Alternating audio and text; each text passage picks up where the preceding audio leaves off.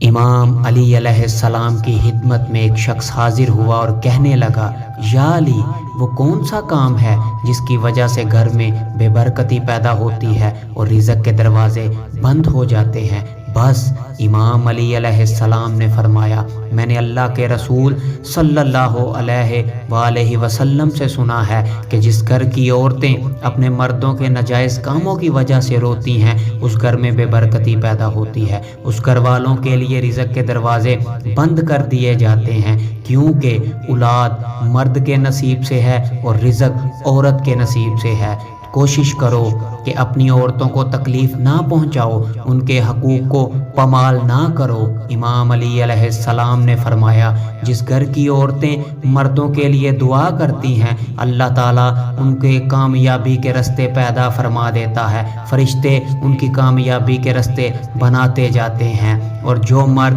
اپنی عورتوں کو تکلیف دیتے ہیں، ان کے حقوق کو پامال کرتے ہیں، اللہ تعالیٰ ان پہ رزق کے دروازے بند کر دیتا ہے۔ ان کی محنت کے باوجود وہ تنگ دستی میں رہتے ہیں، ان کے ہاتھ خالی رہتے ہیں۔ ہمیں چاہیے کہ عورتوں کے ساتھ حسن سلوک سے پیش آئیں تاکہ اس میں ہماری بھی بھلائی ہو۔